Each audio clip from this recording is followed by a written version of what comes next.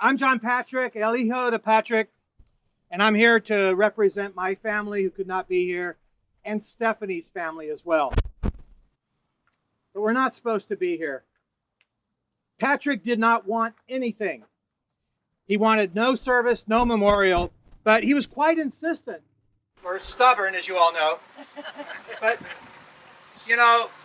Carol and I and others convinced him that these things are not for him. He's gone. These things are for us. It's a social community. This is for us to say goodbye. A man of such vitality and intellect and passion. A man who was equal parts curmudgeon and lover and fast friend and doting grandfather.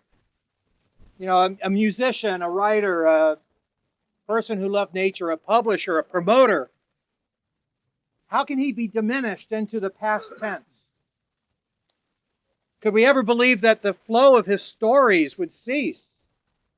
That the weight of his memories would collapse under their own weight and leave us gathered here like this, in sadness, in shock.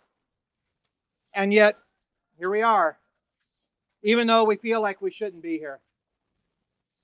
Now, if he were here, he'd be really pissed off at me right now because, he didn't like the attention. There was for his 80th birthday, there was a big concert, and when it was announced that this was for Patrick, he was gone. He didn't like the attention.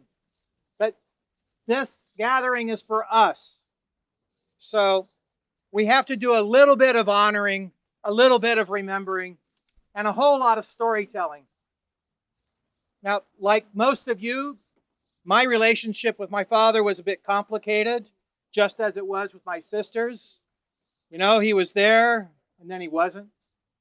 He reappeared, and then receded, and then surfaced again. He always loved us, but he lived his own life on his own terms. And that was hard sometimes for him and for everyone. When people would ask me to describe my father, I'd say he wasn't so much a parent as he was one of those interesting people that you would meet when you traveled abroad. And when you came back, all you could talk about would be someone like Patrick. So, in his later years, he softened just a little bit. But he never stopped loving or caring. Most of you know he was in agony for these last weeks and months. But even near the end, he cared for others.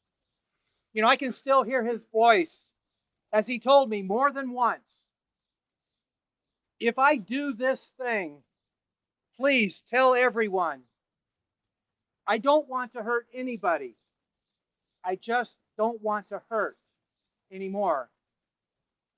So, if we may, let's listen to the voice of my sister for what she said about our dad in her poem, My Father's Voice. Carol will read it in English, and Trini will read it in Spanish for you instead of Susie. Come on up. I'm sorry. Surprise. Oh, yes. Come on up. And we're going to read in alternating stanzas, as it were.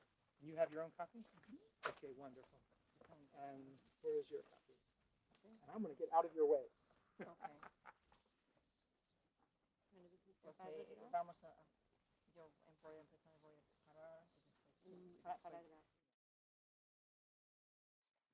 My Father's Voice by Jennifer, Patrick's daughter. His voice was as warm as pure maple syrup over pancakes. It was as gravelly as a mountain road in West Virginia. It arrived with a rumble like a train into the station. La voz de mi padre, y está escrito por Jennifer, la hija de Pat. Su voz era cálida y pura como el sirope de arce sobre unos panqueques. Era áspera como la gravilla de los caminos de montaña en West Virginia. Llegaba retumbando como un tren al entrar en la estación. His voice pranced onto the stage as classy and sexy as a dancer in red high heels. It rung like a round glass of red wine tapped by fingernails. It bleated like lambs under the almond trees. It played rich like the viola. gentle as piano keys and heavenly as the harpsichord. It sang like the nightingale under the moon in an ancient olive tree. His voice could make thunder and rain and snow on a clear day all at once. Su voz saltaba al escenario, con el desparpajo de una bailarina sexy de tacones rojos. Resonaba como un repiqueteo de uñas en una copa de vino tinto. Balaba como los corderos bajo los almendros. Tenía la riqueza de la viola, la suavidad de las teclas del piano, el sonido celestial del clavicémbalo. Cantaba como el ruiseñor en un antiguo olivar bajo la luna. Su voz era capaz de traer truenos y lluvia y nieve y un día claro, todo a la vez. When he spoke my name, I stepped into glass slippers and onto a castle balcony, draped in white satin with golden lace rustling about my ankles, and a pearl ring on my finger. A noble white dove lighted upon my shoulder and whispered peace to me. The wind stroked the bell towers, and I inhaled the scent of jasmine and orange blossom. That was the power of his voice over me. Cuando pronunciaba mi nombre, yo me calzaba zapatitos de cristal y salía al balcón de un castillo, cubierta de satén blanco con el crujir de encajes dorados en mis tobillos y un anillo de perla en el dedo. Una noble paloma blanca se me posaba en el hombro y me susurraba paz. El viento acariciaba los campanarios y respiraba el perfume de jazmín y de azar. Tal era el poder de su voz sobre mí. But in April the floods came, and the hands of the clock died, and the bells rang hollow upon the 12 bubbles of midnight. My head is underwater, and the fish kiss my eyelids with their tiny lips. I can only hear the sound of his final sigh. But please, answer me this one question. If you close your eyes and imagine, can you still hear his voice? Pero en abril llegó el diluvio y murieron las agujas del reloj. Y las campanas sonaron huecas sobre las 12 burbujas de la medianoche. Tengo la cabeza bajo el agua y los peces con sus diminutos labios me besan los párpados. Solo oigo el sonido de su último suspiro. Pero por favor, contestadme una sola pregunta. Si cerráis los ojos e intentáis imaginároslo, ¿podéis todavía oír su voz?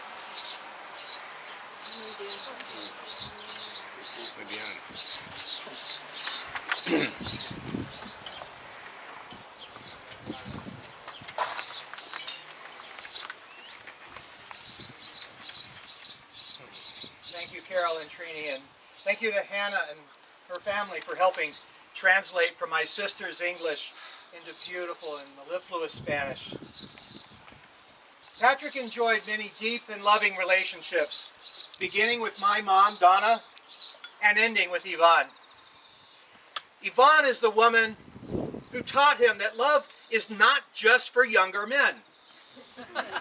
The woman with whom he shared joy and passion and tenderness again. The woman who enriched his life up to the very last day. Yvonne, thank you for making Patrick's last days bearable, comfortable, and happy, despite his pain. Patrick Roy wrote Soy Solis Número Dos for Yvonne and sent it to all of his friends. But in typical fashion, he didn't say por Yvonne, no, but everyone knew. And you'll find that poem in your programs as well, along with the one from Jennifer and another one of Patrick's. Now I must move because now.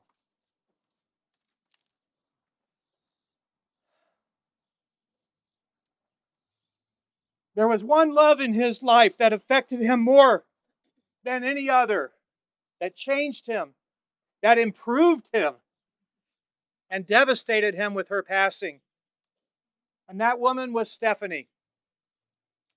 The reason we are here at this place, in this beautiful village, in this beautiful view, is because of her. It was here in this village, in the house below the rock, de Val Español, that the two of them made music and love in equal shares. They made a home. They made a haven for musicians. They made a life, and they grew a vast circle of friends. His voice could resonate down at the Kala, while her sweet tones filled the valley with enchanting song. Together, they established a music festival and brought fresh music to life and revived lost pieces. When my wife Donna and I visited, it was clear that it was Stephanie that made their house not just a home, but a magical and welcoming place. Even at our wedding, it was Stephanie who dragged Patrick out onto the dance floor, shoving aside his musical elitism and getting him to shake his booty alongside hers in happy abandon. My sisters, Jennifer and Gretchen, and I all agreed there could be no other place for his ashes than here beside Stephanie. And so here we are again. But it feels like the time isn't right. It's just too soon. He had more books inside him, he told me. He had more love to give to everyone, to Yvonne. More music to discover, more stories to recite. So we really shouldn't be here. In an unexpected coincidence, 2 days after Patrick's passing, I received a note from Professor Janice White in California, who had written to him to say that the recorded performance of Coleridge Taylor's Symphony in A minor had received a standing ovation. Being a musician, she then offered some corrections to the edition. When I responded with the sad news, she wrote back saying, "He will be missed, but his legacy and work will live on into the centuries." That is humbling. Here's a little secret about Patrick. Did any of you know that he enjoyed a little glass of wine now and then? Well, he did. And Jameson Scotch, too. One night at my house in California, he sat at my dinner table with my friend Christine and showered us with tales from West Virginia and Florida, from Greece and Germany, and Dea and Galilea, and Spain and Oregon. We killed most of that bottle in those wee hours, the three of us, talking and laughing, arguing, and occasionally recording the conversations. He described being lost at sea and being presumed dead, or being a lumberjack for a day or two before the others went on strike, and for traveling around the U.S. with a very shady salesman. But he explained one reason he loved Dea so much was because of these mountains, these beautiful mountains that reminded him of West by God, Virginia. He said it was like West Virginia, but without the Bibles and rifles. So what a character he was. You know, we all have stories like these to share, and tell them we shall. But first, Jack will come up and read something that he wrote for Stephanie. Patrick wrote for Stephanie about 6 months ago.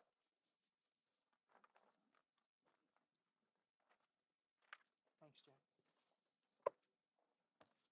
Nice to see you. Nice to see you. Okay. Stephanie. When our love was new, so was all the world around us. The sun pulled wild orchids from the mountainsides with the same majestic force that your face painted joy deep in my heart. And like orchids, every year this uncurls and grips my soul in hope and wonder. Now only the mountain and the flames of autumn ignite the joy we shared. Signals of impending final goodbyes. A thought flies out to the hills.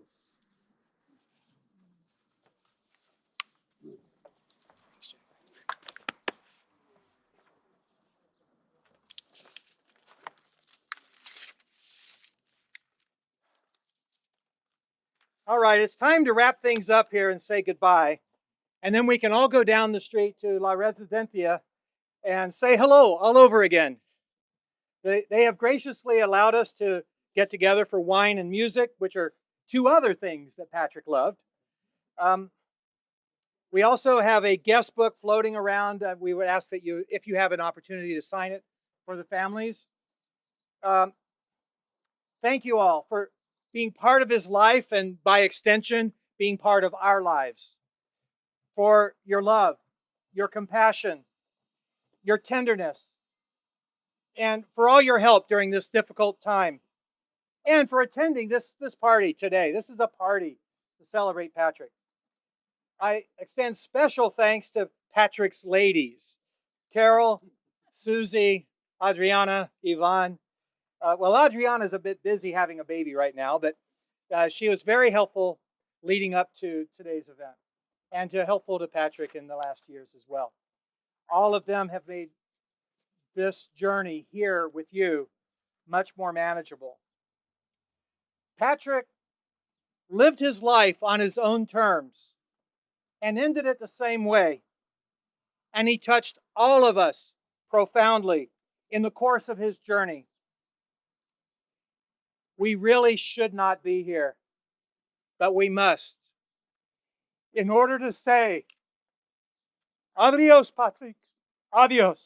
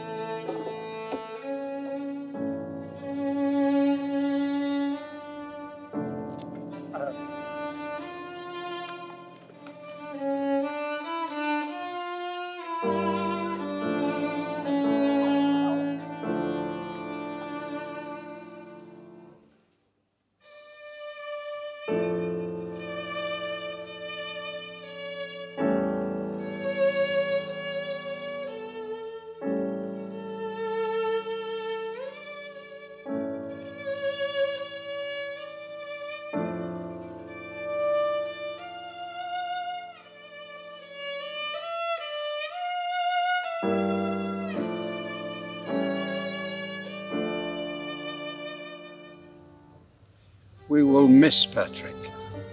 His regular calls. I'm coming your way. Can I drop in?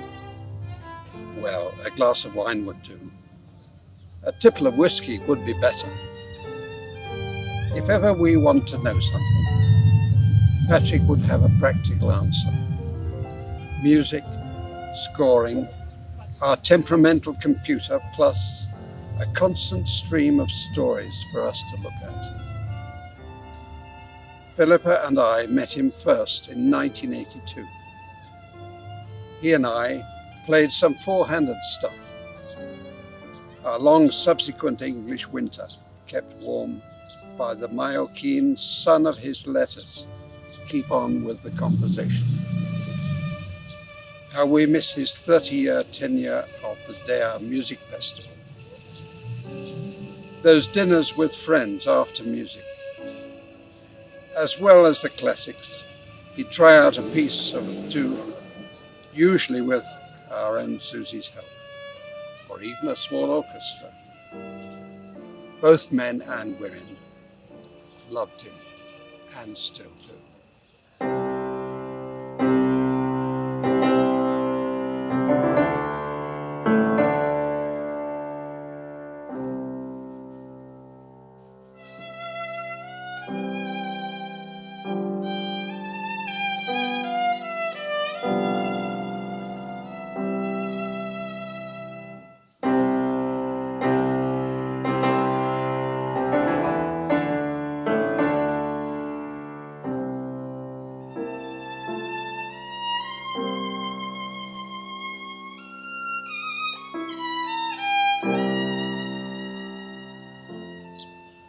Well, I thought I would say something because many of Patrick's family aren't here today, and they will probably look at this. And it's just been a really, really lovely few hours. Very special to remember Patrick. And I was just reminded, actually, of how many books how much literature Patrick introduced me to. Whenever I came to Dea, he'd always give me a book to read, press me to listen to a piece of music. So he was just in many ways, he was a very special man. I knew him 30 years. And, I'm sorry that, the rest of his family couldn't be here. I would have liked to have spent some time with them and made that connection with them. And so this is a way of doing that, of saying, I'm here and I knew him and he was important to me. And so therefore his family is too.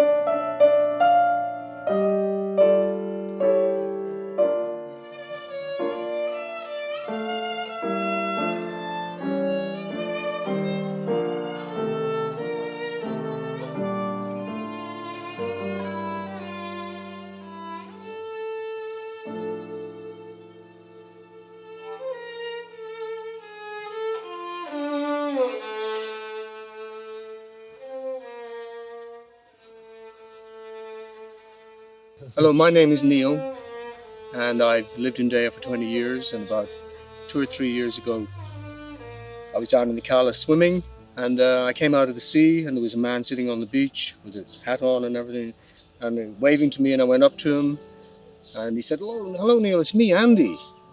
So when he took all his disguise off, I recognized it was Andy. And the next day he came by to have a look at the house where I lived. And in walking around the land, I just said by chance, I said, oh, by the way, there's a house for sale down. Before I'd finished the sentence, he said, oh, I'd love to see it. Within 40 minutes of that statement, he was standing in front of Patrick on his land and looking at him saying, so how much deposit do you want? I'm standing behind Andy with Marion, Andy's wife, and I looked at her and I said, and she looked at me and said, why, that's Andy. He's impulsive. And lo and behold, he bought the house. He just went ahead with it. And Patrick had been trying for a long time to sell the house, and he was in real bad financial problems with the tax people in Parma, blah, blah, blah. You probably know the story. And so suddenly, out of nothing, without any intention on his part, he suddenly was like a miracle. I think Patrick couldn't believe it, because I think the tax people in Parma were about to take the house from him and sell it. They said, don't worry, we'll sell it for you and give you what's left over. They would have sold it for almost nothing. So that's the story of Andy and how Patrick managed to move on and move out of Dea to continue on his journey into the next phase of his life. Go less, ego less, go bless.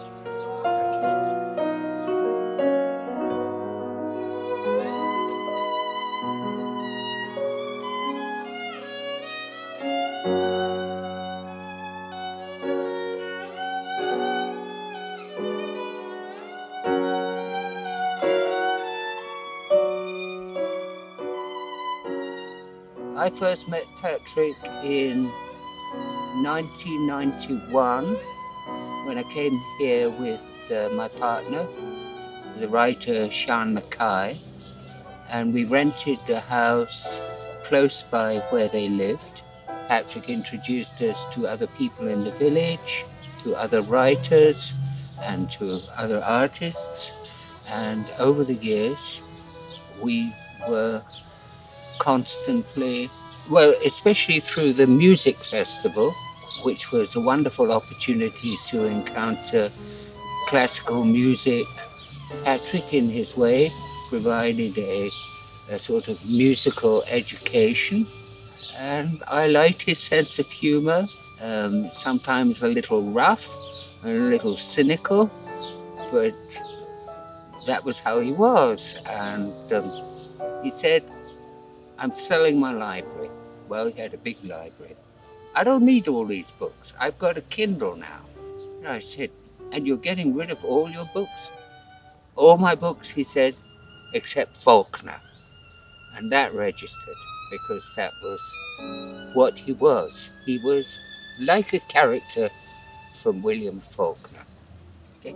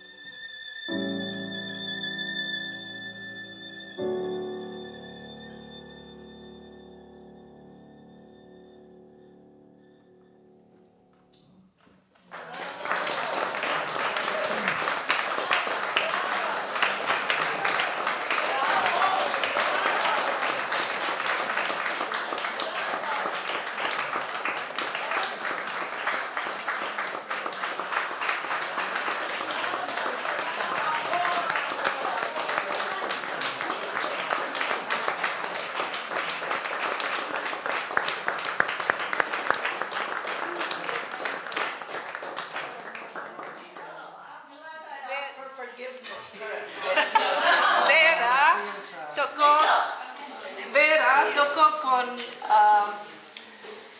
Patrick y Stephanie en los primeros conciertos que hicieron para el Festival de Leia en los años, principios en los 70 y luego principios de 80 hasta que se hizo el festival que ahora continúa en San Marroch. Y aquí está el festival con Alfredo, que es el director ahora, y él ha dedicado los conciertos y el concierto de esta noche a Patrick Meadows. Está en el folleto todo el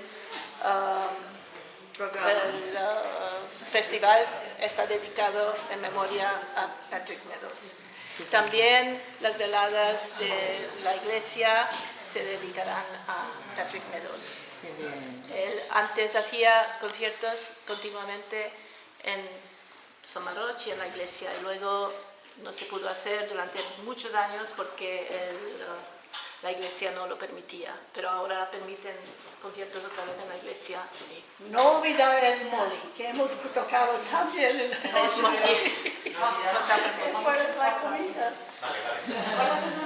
Gracias a Alfredo por continuar el festival que empezaron Stephanie y Patrick.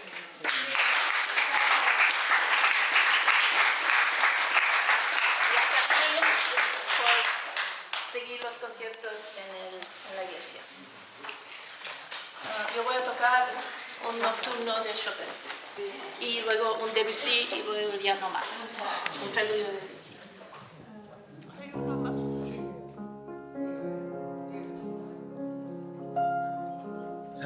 Okay. Well, Patrick didn't want any of this, but if we're going to have it, I want to make it so that he would be proud. And I think everyone appreciated the opportunity to get together and celebrate and share their stories. There are a lot of other stories still to write. There are a lot of his own stories that are unfinished, but hey, that's part of life too.